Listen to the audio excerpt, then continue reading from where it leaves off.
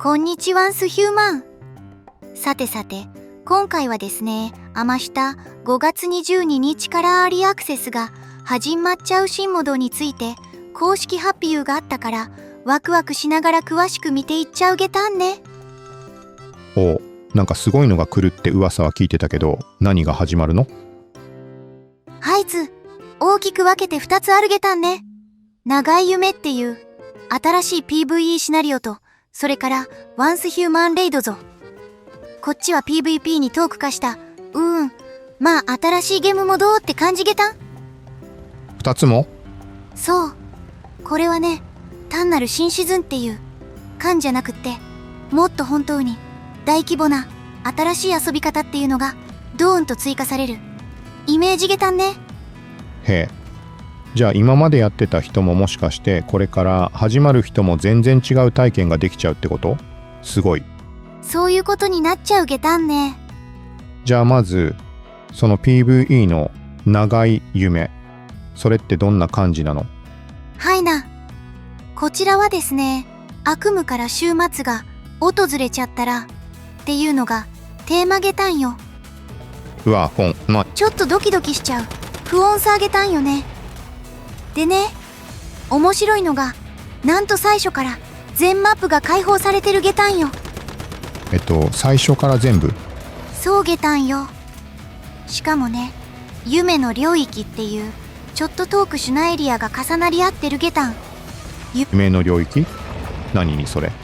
これがですね、領域ごとに環境とかルールが結構違ってて、それでね、トークティーの要素を取り除くとなんと世界の状況自体を変えられちゃうゲタン。世界を変えられるんだ。あとね、一番驚いちゃうかもしれないのが、領地タミナルなしで本当にどこでも建築できちゃう点ゲタンね。どこでも？制限なし？それって自由すぎない？そうゲタンよ。だからね、悪夢に対抗するために結構クリエイティブな基地とかそんなのが作れちゃうかもしれないゲタンね。面白そう。センスある役変わりそうだね。さらにね、サバ全体のプレイヤーみんなの協力でシナリオの結末が変わっちゃうマルチエンディング方式を採用してるゲタン。みんなで？眠れる眷属っていう敵がいるゲタンけど、これを倒す効率で物語の進行速度も変わってくるから結構ダイナミックゲタンよ。みんなで世界の運命を決めるってなんか熱いね。でもさ、夢の中ってことはずっといられるわけじゃないんですよ。鋭いゲタンね。基本的には15分しかいられないゲタン。やっぱり。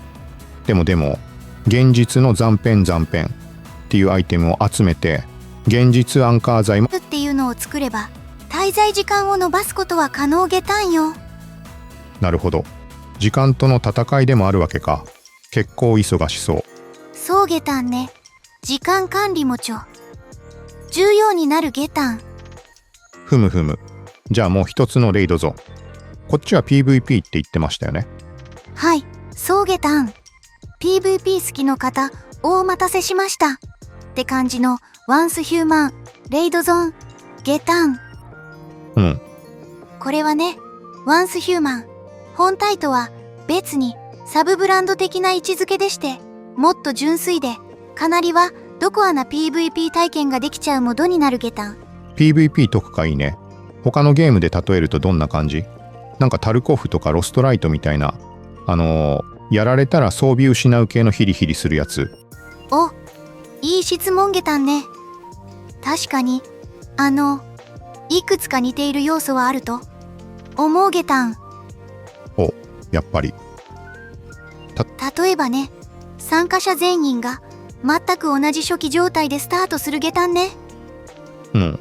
それでね、装備とか設計図ハゼレビュー現地調達のみ、外部からの持ち込みは一切できないゲタン。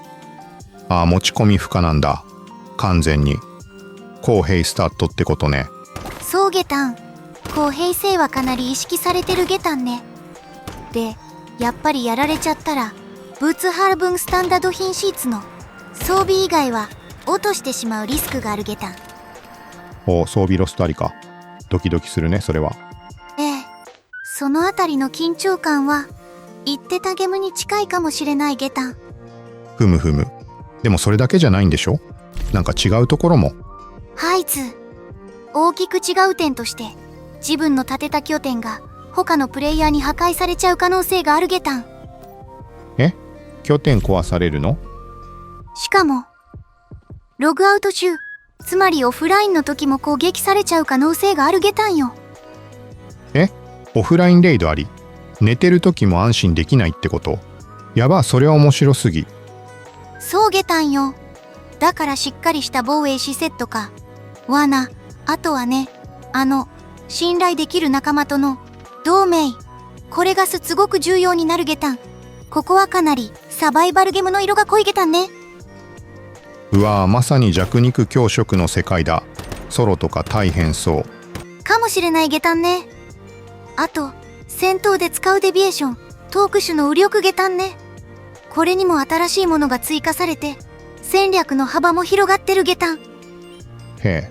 それからね、もう一つ、次元界の残滓残片っていうのを集めるとマニブスっていう超強力な切り札みたいなものを召喚できるゲタンけど、おー、なんかすごそう。ただね、これを使うとその大小として次元界が破壊されちゃって、そのマッチ自体が早期終了しちゃうっていう究極の選択みたいな要素もあるゲタン。